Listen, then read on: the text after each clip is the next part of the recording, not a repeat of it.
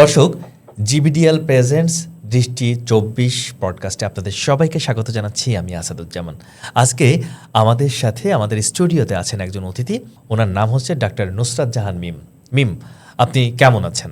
আলহামদুলিল্লাহ ভাইয়া, আপনি কেমন আছেন? আলহামদুলিল্লাহ ভালো আছি। আপনাকে স্বাগত আমাদের স্টুডিওতে।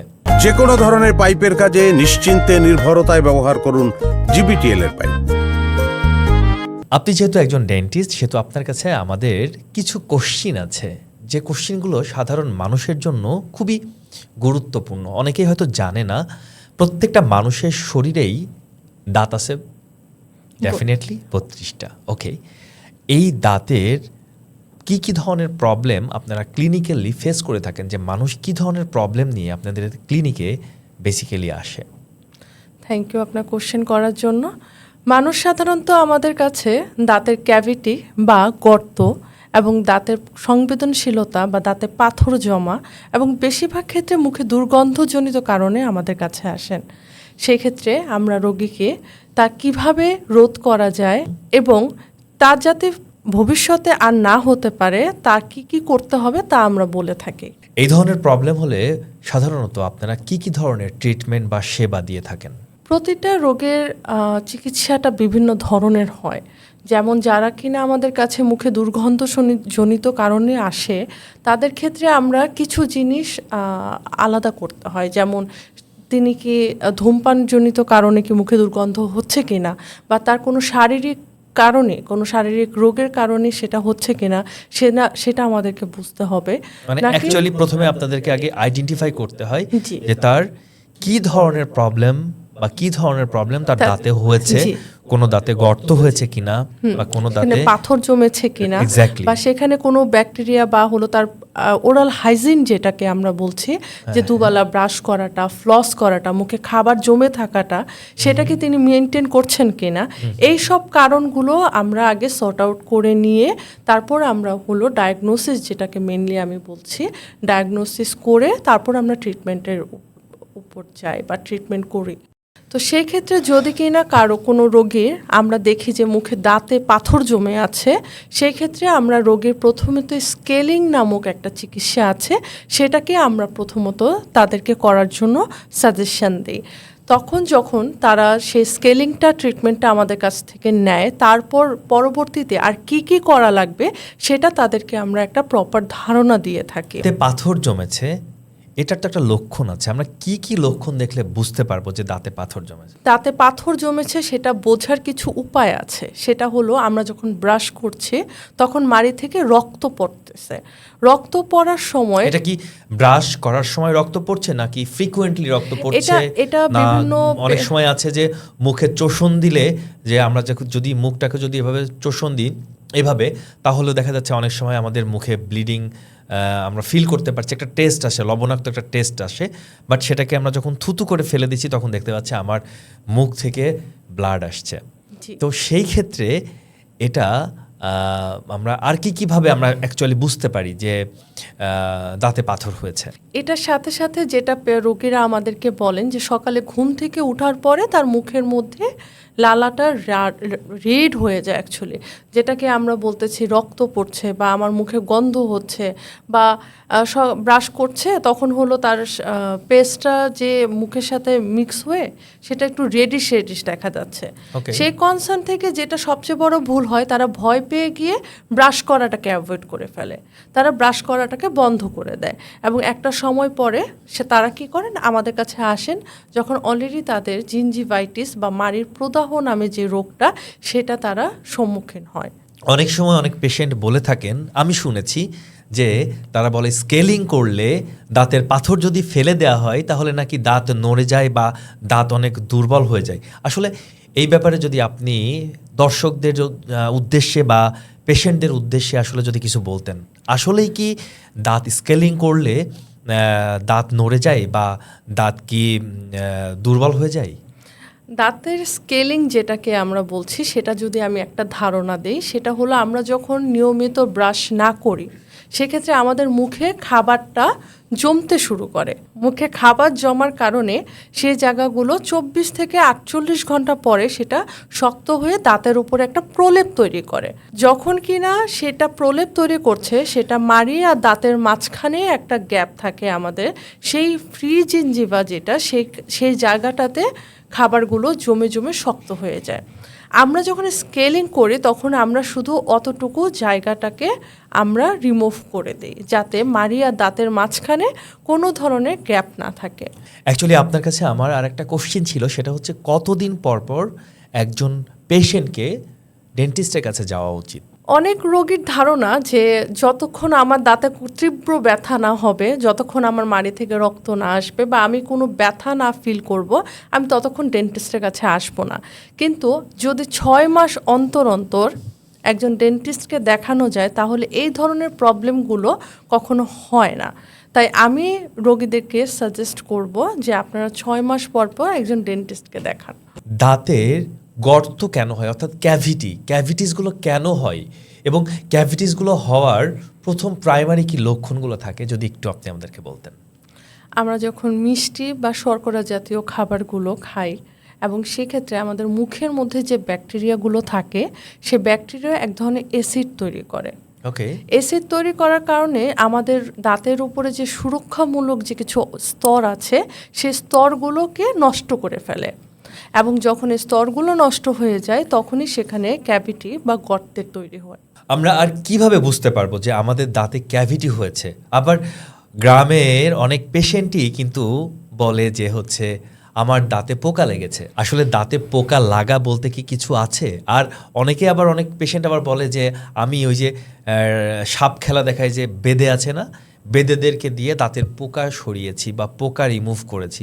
আসলে এই সম্পর্কে যদি কিছু বলতেন, আমার খুব জানতে ইচ্ছা করছে যে এই ধরনের প্রবলেমগুলো নিয়ে যখন পেশেন্ট আপনাদের কাছে আসে তখন আপনারা প্রবলেমগুলোকে কিভাবে সর্ট আউট করেন বা পেশেন্টদেরকে কিভাবে আপনারা কাউন্সিলিং করে বোঝান? এরকম রোগী আমরা সচরাচর সবসময় পেয়ে থাকি, তাদের যে একটা ভ্রান্ত ধারণা যে মুখে পোকা থেকে তাদের হলো কষ্ট হচ্ছে, Right. সেই জিনিসটা আমরা তাদেরকে বোঝানোর চেষ্টা করি ক্লিনিক্যালি। যখন তারা আমাদের চেম্বারে আসেন তখন তাদেরকে আমি আমাদের মুখের যে 3টা স্তরের মাধ্যমে একটা দাঁত গঠন হচ্ছে সেটা তাদেরকে বিশদ আলোচনা করি, বোঝানোর চেষ্টা করি যে দাঁতে পোকা বলতে কিছু হয় না। আমরা মিষ্টি বা শর্করা জাতীয় খাবারগুলো খাই, সেগুলো আমাদের মুখে যে ব্যাকটেরিয়াগুলো আছে সেগুলো এক ধরনের অ্যাসিড রিলিজ করে। সেই অ্যাসিডগুলো আমাদের দাঁতের ওপরে যে সুরক্ষামূলক যে একটি স্তর আছে সেই স্তরগুলোকে ক্ষয় করে ফেলে, এবং ক্ষয় করার ফলে সেগুলো আস্তে আস্তে গর্তে পরিণত হয়। সাধারণত রোগীরা সেটাকে দাঁতের ওপরে কালো কালো কিছু অংশ দেখতে পান, এবং তার সাথে সাথে যেটা হয় সেখানে খাবার খেলে খাবারগুলো ওখানে ঢুকে যাচ্ছে। ওকে। এবং সেটার কারণে তাদের একটা সংবেদনশীল অবস্থা তৈরি হয়, যেমন তারা আমাদেরকে বলছেন তাদের শিরশির করছেন। ওকে। শিরশির করছেন যখন কিনা ওই খাবারটা তারা বের করে দিচ্ছে, সেই ব্যথাটা বা তাদের আর শিরশিরটা চলে যাচ্ছে। সেটা ঠান্ডাতেও হতে পারে, সেটা গরমেও হতে পারে। তো সেই ক্ষেত্রে আমরা বুঝতে পারি তার মুখের মধ্যে ক্যাভিটি বা গর্তের তৈরি হয়েছে। ক্যাভিটি হলে সেই ক্ষেত্রে আমাদের প্রিকিউশন কি, আমরা আসলে কিভাবে দাঁতটাকে প্রোটেক্ট করতে পারি, যদি একটু বলতেন।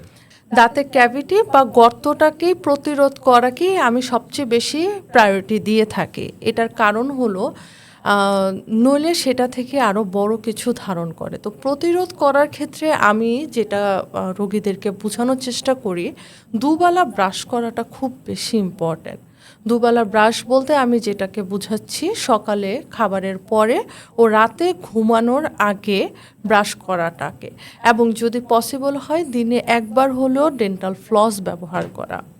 এবং এটার সাথে সাথে যখন কি না আমি ব্রাশ করব, আমি খেয়াল করে দেখব যে আমি কি মুখের সব খাবারকে রিমুভ করতে পেরেছি কি না, এবং তার সাথে জিহ্বাটা পরিষ্কার হয়েছে কি না, সেটা আমাদের জন্য খুব বেশি দরকার। ম্যাডাম, অনেক সময় অনেক পেশেন্টই দেখা যাচ্ছে ঠিকমতো দাঁতের ফিলিংগুলো করছে না, গর্তটাকে ভরাট করছে না। সেই ক্ষেত্রে ওই সমস্ত পেশেন্টের যদি দাঁতে যদি বড় ধরনের কোনো ইনফেকশন হয়ে যায় তখন এই দাঁতগুলো কিভাবে আমরা রক্ষণ করতে পারি? সেই ক্ষেত্রে আমরা যেটা করতে পারি, যদি সেটা আমাদের যে রক্ত সঞ্চালন হয় আমাদের দাঁতের ভেতরে, সেটা দাঁতে কি কাছাকাছি, আবার রক্ত সঞ্চালনও হয়? জি অবশ্যই। এই জন্যই এটা কিভাবে হয় যদি একটু বলতেন? সেটাকে আমরা পাল্প বলে থাকি। পাল্পের মাধ্যমে সেখানে আমাদের 3টা স্তরের মাধ্যমে যে দাঁতটাকে প্রোটেকশন দিচ্ছে, ওই ক্যাভিটি বা গর্তের মাধ্যমে ওই দুটো স্তর নষ্ট হয়ে যাওয়ার পরে 3য় নাম্বার স্তর, যেটাকে আমরা পাল্প বা রক্ত সঞ্চালন বলছি, সেই জায়গাটাকে ইনফেক্টেড করে ফেলে বা ওই ব্যাকটেরিয়াগুলো সেগুলো জায়গায় চলে যায়, এবং যখন সেখানে যায় সেখান থেকে আমাদের ইনফেকশন নামক জিনিসটা শুরু হয়। এবং যখন কিনা সেটা হচ্ছে, তখন কিন্তু আমরা শুধুমাত্র গর্তটা ভরাট করে দিয়ে বা ফিলিং করে দিয়ে সেটাকে প্রোটেক্ট করা সম্ভব হয় না। তখন আমাদেরকে রুট ক্যানেল মতো জায়গায় যেতে হয়। এখন রুট ক্যানেল জিনিসটা কি, সেটা অনেকেই বুঝেন না বা বোঝার চেষ্টা করেন না, যার জন্যই তারা এই এতদিন ধরে সেই কষ্টটা ফেস করে থাকেন। রুট ক্যানেলের মাধ্যমে আমরা ভেতরে যে ইনফেকশন বা যে পাল্পটা আছে সেটাকে পুরোপুরি রিমুভ করে দিয়ে সেখানে আর্টিফিশিয়াল কিছু একটা দিয়ে আমরা সেটাকে ভরাট করে দিয়ে সেই জায়গায় একটা দাঁতের প্রোটেকশন হিসেবে একটা ক্রাউন বসাই, যার কারণে দাঁতটা আরও একটা লম্বা সময় পর্যন্ত প্রোটেক্টেড থাকে। আমি যতটুকু জানি এই রুট ক্যানেল এবং এই ক্রাউন এটা বেশ এক্সপেন্সিভ একটা ট্রিটমেন্ট। তো আসলে অনেক পেশেন্টই এই ট্রিটমেন্টগুলো করতে পারে না। সেই ক্ষেত্রে এই দাঁতগুলোকে আমরা কিভাবে প্রিজার্ভ করতে পারি? সেটার জন্য সচেতনতা সবচেয়ে বড় উপায়। যদি কিনা সেই রোগীটা আগে থেকে তার দাঁত সম্পর্কে ধারণা নিয়ে থাকে, তাহলে ওরাল হাইজিনটা মেনটেন করে, তাহলে সেটা সম্ভব। কিন্তু যদি কিনা সেটাতে ক্যাভিটি বা পাল্পের ইনফেকশন হয়ে যায়, সেক্ষেত্রে রুট ক্যানেল করা ছাড়া কোনো উপায় নেই। আচ্ছা, অনেক সময় দেখি ছোট ছোট বাচ্চাদের মুখের দাঁতগুলো আস্তে আস্তে মাড়ির সাথে ক্ষয় হয়ে হয়ে একদম ছোট হয়ে যায়। আচ্ছা, এগুলো কেন হয় ছোট বাচ্চাদের এই ডিজিজগুলা, যদি একটু বলতেন। ছোট বাচ্চারা নিজেদের খেয়াল রাখতে জানে না, তারা বুঝে না কিভাবে দাঁতের সঠিক পরিচর্যা করতে হয়। সেক্ষেত্রে একজন গার্জিয়ান বলবো বা তার মা বাবা সেটার দায়িত্ব যে কিভাবে দাঁতের যত্ন নিতে হয়। সেটার ক্ষেত্রে আমাদের পরিবার থেকেই কিছু সচেতনতা বৃদ্ধি করতে হবে। আমরা যখন একজন সদ্য মা হওয়া তার বাচ্চার যত্ন কিভাবে নিতে হয়, তাদেরকে আমাদের এটা শেখাতে হবে। বেশিরভাগ ক্ষেত্রে হয় যেটা, বাচ্চারা রাতের বেলায় ফিটার খাচ্ছেন, যখন দুধ পান করছেন সেক্ষেত্রে একটা লম্বা সময় ধরে 1 থেকে 1.5 ঘন্টা ফিডিং করছেন। ফিডিং করার পর সেই খাবার বা সেই দুধটা মুখের মধ্যে রয়ে যাচ্ছে। তাদের বাচ্চাদের দাঁত আর আমাদের বড়দের দাঁতের মধ্যে কিছুটা পার্থক্য আছে। যখন কিনা সেই দুধ জাতীয় জিনিসটা মুখের মধ্যে রয়ে যাচ্ছে, তখনই সেই জায়গাতে ব্যাকটেরিয়াগুলো এসে অ্যাটাক করে দাঁতগুলোকে ক্ষয় করে দিচ্ছে। অনেক সময় একটা গার্জিয়ানদের ধারণা এই দাঁতগুলো তো পড়েই যাবে, রাইট, কেন আমি মুখের মধ্যে আমি কেন এগুলোতে টাকা খরচ করে কাজ করাতে যাব। রাইট। সেটাই তাদেরকে আমাদের শেখাতে হবে যে প্রত্যেকটা দাঁত পড়ার আর উঠার একটা নির্দিষ্ট সময় আছে, একটা নির্দিষ্ট বয়স আছে। Yes. একটা দাঁত একটা বয়সে উঠে এবং একটা দাঁত একটা বয়সে পড়ে, রাইট? এরকম জি। কিছু কি বোঝাতে চাচ্ছেন? জি জি জি, আমি সেটাই বোঝাতে চাচ্ছি যে একটা দাঁত নির্দিষ্ট সময়ে উঠে এবং নির্দিষ্ট সময় পরে পড়ে, কিন্তু মানে সেটা এর আগে যদি দাঁত ফেলে দিই, তাহলে সেই ক্ষেত্রে কি হতে পারে? দাঁত নির্দিষ্ট সময়ে দাঁত পড়া এবং নির্দিষ্ট সময়ে দাঁত ওঠা, এটার ওপর আমাদের ফিউচারে দাঁতের আঁকা বাঁকা, দাঁতের গঠন, দাঁতের শেপ সব কিছু ডিপেন্ড করছে। যেমন যদি কিনা আমার সময়ের আগে দাঁত পড়ে যাচ্ছে, তাহলে আমার ওই দাঁতের যে পজিশনটা সেটা চেঞ্জ হয়ে যাচ্ছে। এমনও হতে পারে একটা দাঁতের উপর আরেকটা উঠে যাচ্ছে, সে একটা দাঁত আসতেছে না, ভেতরে রয়ে গেছে। তো সেই ক্ষেত্রে শুধুমাত্র অর্থোডন্টিক্সের মাধ্যমেই আমরা সেটা রিপেয়ার করতে পারবো।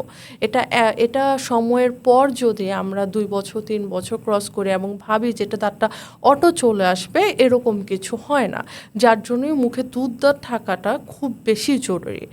আর ফিউচারে যদি আমরা অর্থোডন্টিক্সের কাছে যাচ্ছি, তখন সেটা খুব বেশি অর্থোডন্টিক ট্রিটমেন্টটা ঠিক আসলে বুঝলাম না, যদি একটু বুঝায় বলতেন। আচ্ছা, অর্থোডন্টিকটা মানে তুমি এবার বলো যে মুখের দুধ দাঁতটা ঠিক মতো বয়সে না ফেললে দাঁতগুলো আঁকাবাঁকা হয়, আঁকাবাঁকা দাঁতকে সোজা করার যে ট্রিটমেন্ট সেটার নামই হচ্ছে দুধ দাঁতগুলো যখন পড়ে গিয়ে নির্দিষ্ট সময় যখন না পড়ে যখন নতুন দাঁতগুলো আসছে তখন সেগুলো আঁকাবাঁকা হয়ে যাচ্ছে, এবং সে কারণে আমাদের তখন ওই আঁকাবাঁকা দাঁতগুলোকে সোজা করার জন্য যে ট্রিটমেন্টটা সেটাকে আমরা অর্থোডন্টিক্স ট্রিটমেন্ট বলতেছি। সেটার ক্ষেত্রে আমরা হলাম আঁকাবাঁকা দাঁতগুলোকে সোজা করে থাকি। একজন মানুষের দিনে কতবার ব্রাশ করা উচিত এবং কিভাবে ব্রাশ করা উচিত যদি একটু আমাদেরকে বলতেন। অনেকেই আছে যে সকালবেলা ব্রাশ করতে করতে তারা হাঁটা শুরু করেছে, হাঁটতে হাঁটতে এই মাথা থেকে ও মাথা চলে যাচ্ছে, তারা অনেকে অনেক কাজ করছে, দীর্ঘ সময় ব্রাশ করছে তারা। আসলে অ্যাকচুয়ালি ব্রাশের আইডিয়াল টাইমটা যদি একটু বলতেন। দিনে 2 বারের বেশি ব্রাশ করার প্রয়োজন পড়ে না, এবং সেটা যদি আমরা মেনটেন করি সেটা রাতে ঘুমাতে যাওয়ার আগে এবং সকালে নাস্তা খাওয়ার পরে 2 মিনিটের বেশি আমরা ব্রাশ করতে না করি। এটার কারণ আমাদের মুখে যখন আমরা ব্রাশ করছি তখন যে ভালো ব্যাকটেরিয়াগুলো আছে সেই ভালো ব্যাকটেরিয়াগুলো মরে যাচ্ছে। তো 2 মিনিট ব্রাশ করার ক্ষেত্রে সেটা হরিজন্টালি আমরা ব্রাশ করব, মানে উপর থেকে নিচে, যেটাকে আমরা হরিজন্টাল ব্রাশ বলি, সেইভাবে আমরা করব। এবং সেক্ষেত্রে অবশ্যই খেয়াল রাখতে হবে যে আমরা নরম ব্রিসেলযুক্ত ব্রাশ ব্যবহার করব। নরম ব্রিসেলযুক্ত ব্রাশ, এবং যদি ছোট মাথার ব্রাশ ব্যবহার করা যায় সেক্ষেত্রে আমাদের পেছনের সবচেয়ে শেষ দাঁত, যেটাকে আমরা আক্কেলমারির দাঁত বলে থাকি, অর্থাৎ লাস্টের 8 নাম্বার। জি রাইট, সে লাস্টের 8 নাম্বার যে দাঁতটা আছে সে আক্কেলমারির দাঁতটা হলো পুরোপুরি প্রোটেক্টেড থাকে। অনেক সময় আমাদেরকে রোগী এসে বলে যে সে রেগুলার ব্রাশ করছেন, তার কোনো সমস্যা নেই, কিন্তু তারপরও দাঁতে ক্ষয় হচ্ছে, পেছনের দাঁতে ক্যারিজ হয়ে যাচ্ছে। তখন যখন আমরা তাকে ব্রাশটা কেমন ব্যবহার করছে বা পেস্টটা কি ব্যবহার করছে সেটা জিজ্ঞাসা করি, তখন তিনি আমাদেরকে এরকম দিচ্ছেন যে তিনি অনেক ভালো, অনেক দাম দিয়ে ব্রাশ ব্যবহার করছেন, কিন্তু তারপরও তার দাঁতে পরিষ্কার হচ্ছে না। সেই ক্ষেত্রে আমরা তাদেরকে ব্রাশ সম্পর্কে একটা প্রপার ধারণা দিয়ে থাকি, এবং সেক্ষেত্রে যেটা আমরা তাদেরকে বলি নরম ব্রিসেলযুক্ত ব্রাশ, এবং অবশ্যই মাথাটা ছোট হতে হবে যেটা আমাদের শেষ দাঁত পর্যন্ত সেটা পরিষ্কার করে থাকে। ডেন্টাল ফ্লস ব্যবহার করা কতটা জরুরি? অনেকে কিন্তু ডেন্টাল ফ্লস কী জিনিস সেটাই জানে না। অ্যাকচুয়ালি যদি আপনি আমাদেরকে একটু বলতেন ডেন্টাল ফ্লস ইউজ করলে, ব্যবহার করলে দাঁত কিভাবে সুরক্ষা পায়। যে কোনো ধরনের পাইপের কাজে নিশ্চিন্তে নির্ভরতায় ব্যবহার করুন জিবিটিএল এর পাইপ। আমরা আসলে অনেক ধরনের খাবার খেয়ে থাকি, তার মধ্যে যে আমাদের মাংস একটা অন্যতম খাবার। সে মাংসটা কি হয়, সেটা যেহেতু ফাইবারগুলো থাকে বা আঁশগুলো থাকে, সেগুলো অনেক সহজে আমাদের 2 দাঁতের মাঝখানে যে গ্যাপটা আছে সে গ্যাপের মধ্যে যে আটকে যায়।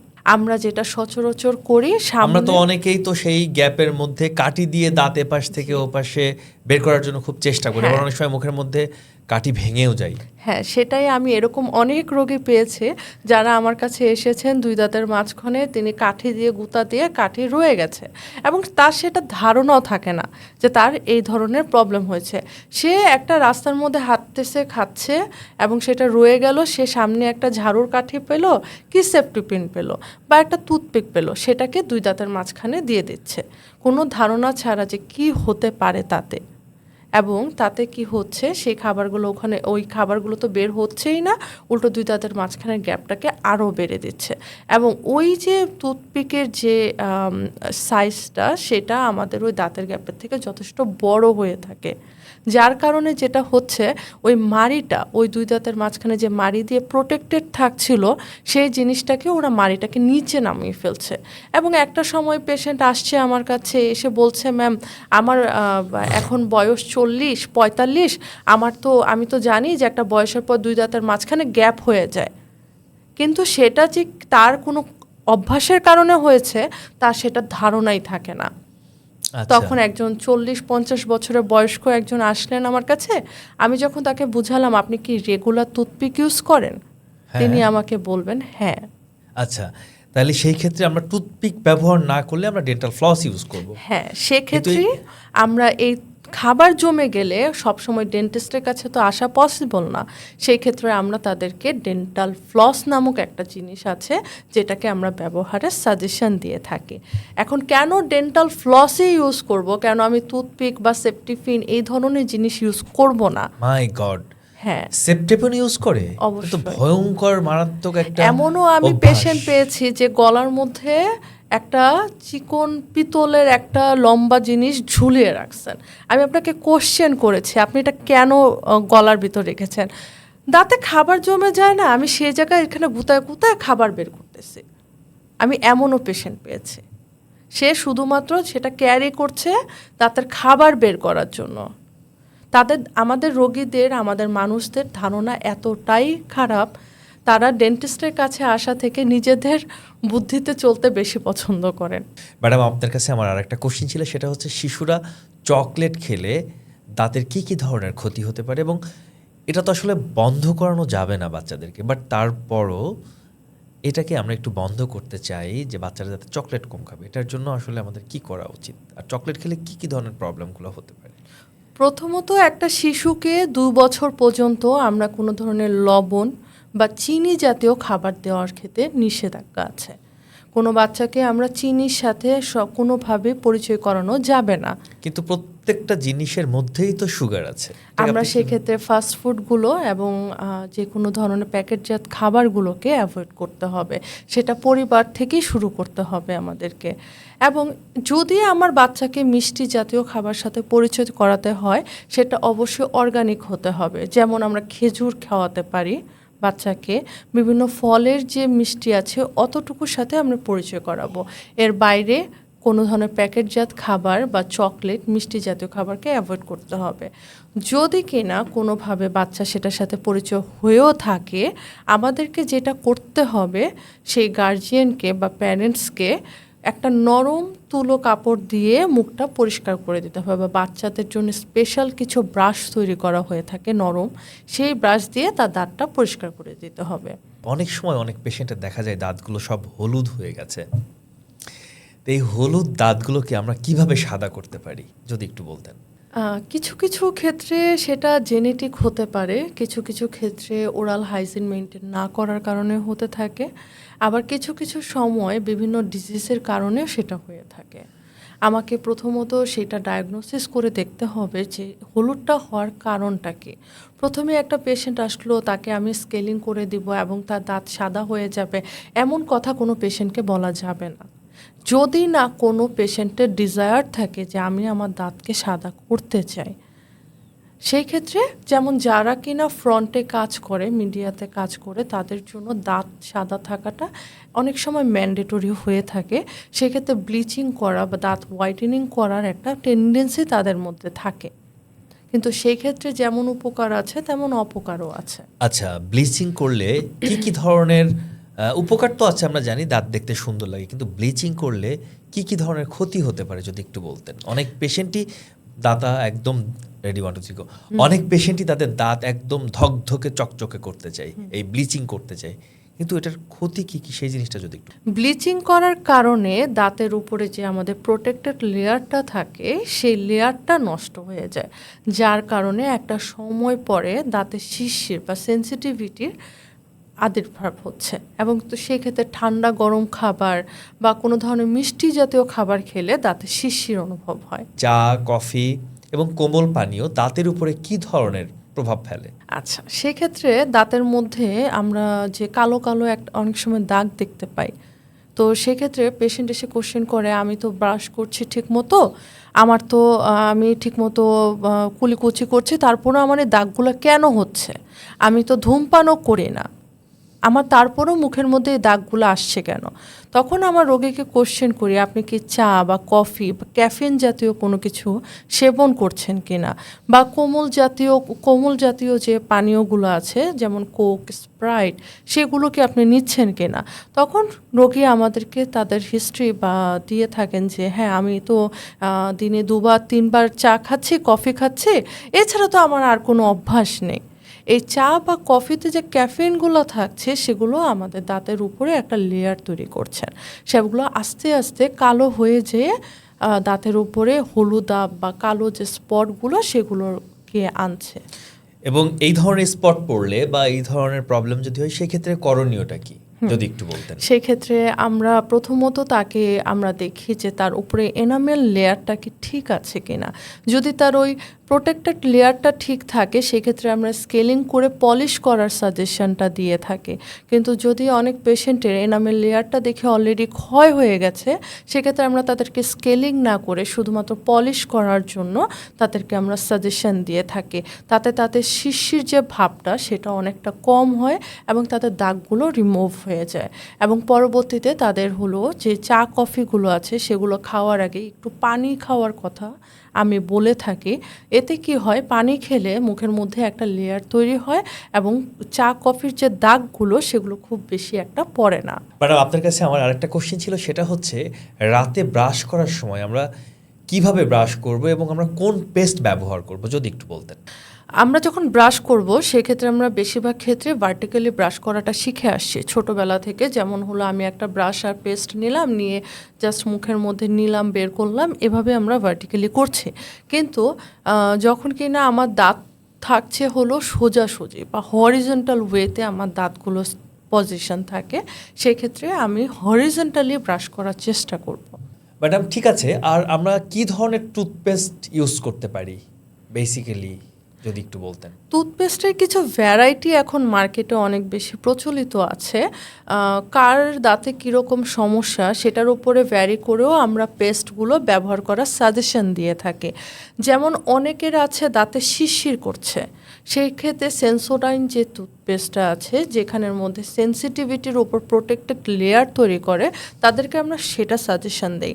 অনেকের দাঁত ক্ষয় আছে বা দাঁতে অনেক বেশি ক্যাভিটি বা ক্যারিজ হয়, তাদেরকে আমরা ফ্লুরাইড জেল যে মেডিপ্লাসের একটা আছে তাদেরকে আমরা ওই সাজেশন দিয়ে থাকি। অনেকে আবার আসেন যারা কিনা দাঁতটা আমার একটু হলদে হলদে হয়ে যাচ্ছে, আমি একটু দাঁতটা সাদা করতে চাই, সেখানে হোয়াইট প্লাসের একটা টুথপেস্ট আছে যেটা আমরা সাজেশন দিয়ে থাকি, যেটাতে সেই লেয়ারটাকে কেটে দিয়ে দাঁতটাকে একটু হোয়াইট দেখায়।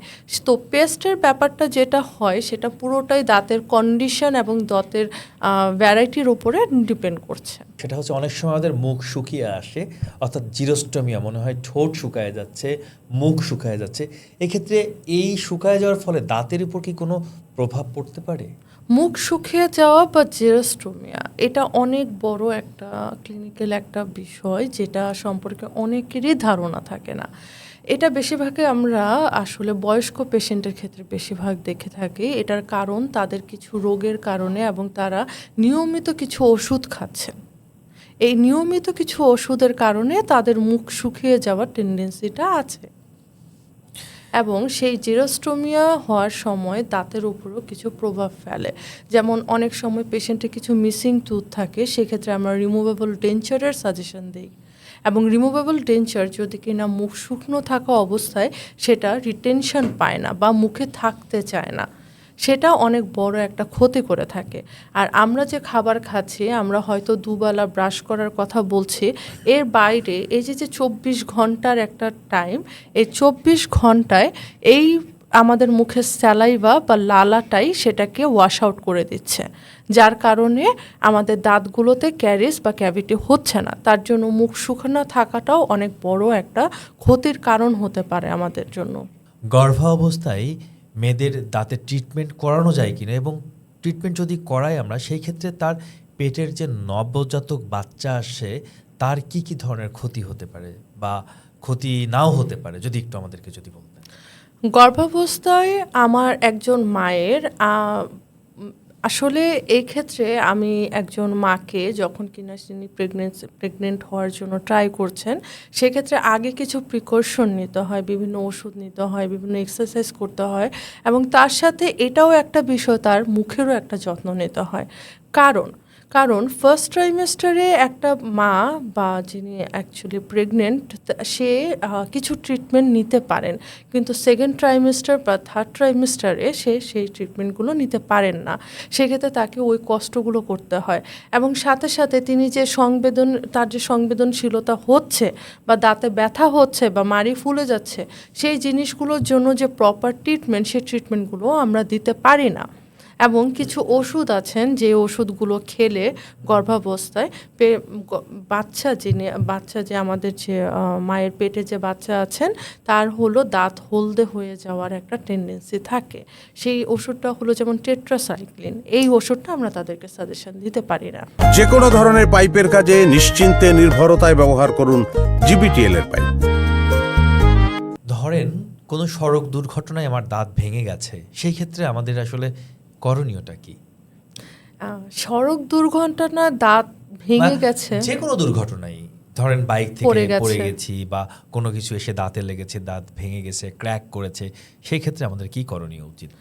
যখন কিনা এমন কোনো রোগী আমাদের কাছে আসেন যে তার দাঁতটা ভেঙে গেছে, সে হাতে করে দাঁতটা নিয়ে আসছে, সেই ক্ষেত্রে কিছু সচেতনতা আমাদের দরকার। যখন আমার দাঁতটা পড়ে গেছে, আমি সাথে সাথে যদি স্যালাইন হাতের সামনে পাই, স্যালাইন হোক বা হলো স্যালাইভা, সবচেয়ে ভালো হয় মুখের যে স্যালাইভাটা আছে সেই স্যালাইভাটা সবচেয়ে ইজিলি আমরা আসলে কালেক্ট করতে পারি। একটা কৌটা বা একটা বাটিতে আমি আমার স্যালাইভা দিয়ে দাঁতটাকে রেখে আনতে পারি।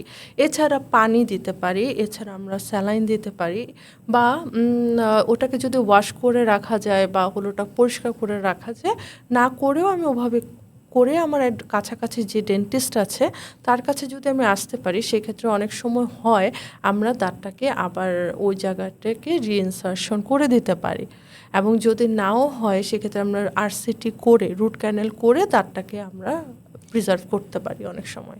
সেই ক্ষেত্রে এটা কতটা সাকসেস রেট আছে যে দাঁতটা মুখের মধ্যে ইনসার্ট করার পরে সেই দাঁতটা কি ওখানে কি আগের মতো পুনরায় শক্ত হবে কিনা বা কোনো ডিসকালারেশন হবে কিনা, এই ধরনের কোনো তথ্য কি আপনার কাছে আছে? হ্যাঁ, যদি কিনা 24 ঘন্টা, অনেকে ভাবে যে আমি এখন দাঁতটা ভেঙেছে, আমার ভালো লাগছে না, আমি 24 ঘন্টা পরে আমার ডেন্টিস্টের কাছে গিয়ে দেখা করব, সেক্ষেত্রে আমরা সেটা পারি না, সেক্ষেত্রে আমরা রিইনসার্ট করতে পারি না।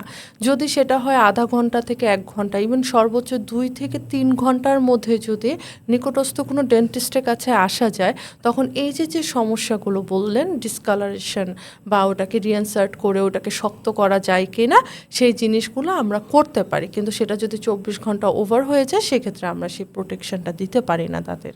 দাঁতের চিকিৎসায় মানুষের সব থেকে ভুল ধারণা কি কি যদি একটু আমাদেরকে বলতেন? দাঁতের চিকিৎসার সবচেয়ে ভুল ধারণা যেটা আছে যে দাঁতে স্কেলিং করলে দাঁত ক্ষয় হয়ে যাবে, দাঁত ভেঙে যাবে, দাঁতে হলো ক্ষয় মানে শিশির ভাবটা চলে আসবে। সেটা হলো রোগীদের মধ্যে সবচেয়ে বড় প্রচলিত একটা ভুল ধারণা আমরা দেখে থাকি। এছাড়া তারা মনে করেন যে আমরা যদি দাঁত ফেলি তার সাথে আমার চোখের সমস্যা হতে পারে। দাঁত ফেললে চোখের সমস্যা হয়, এটা খুবই পুরনো একটা প্রচলিত ধারণা, কিন্তু দাঁতের সাথে, দাঁত ফেলার সাথে চোখের কোনো সম্পৃক্ততা নেই। ম্যাডাম, আমরা একদম অনুষ্ঠানের শেষ পর্যায়ে চলে এসেছি।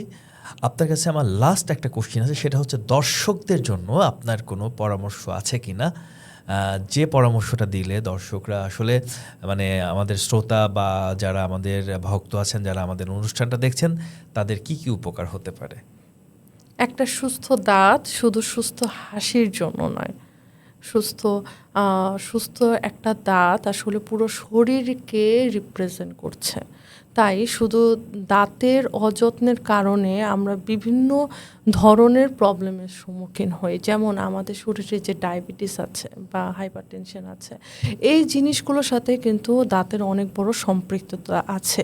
অনেক সময় আমরা দাঁত দেখে বুঝতে পারি যে তার বিভিন্ন ধরনের রোগকে আমরা ডিটেক্ট করে দিতে পারি, এবং সেই ক্ষেত্রে আমরা, যেমন আমি একটা দাঁত ফেললাম এবং সেই ক্ষেত্রে তার রক্ত পড়াটা বন্ধ হচ্ছে না, এতে আমি তার একটা হিমোফিলিয়া রোগীকে ডিটেক্ট করতে পারি, এবং এছাড়া তার ডায়াবেটিস বেশি আছে বা তার হাইপারটেনশন আছে বা তিনি অ্যাসপিরিন জাতীয় কোনো ওষুধ খাচ্ছেন, সেটাকেও আমরা বুঝতে পারি।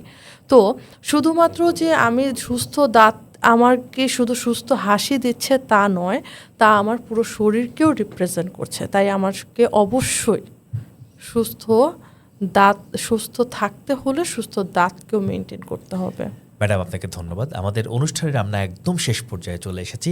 দর্শক, আমাদের প্রোগ্রামটা যদি আপনাদের ভালো লাগে অবশ্যই কমেন্ট বক্সে জানাবেন, এবং আমাদের এই প্রোগ্রামটা আপনারা নিয়মিত দেখবেন। ভালো থাকুন, সুস্থ থাকুন, এবং আপনি আপনার দাঁতের প্রতি অবশ্যই যত্নশীল হন।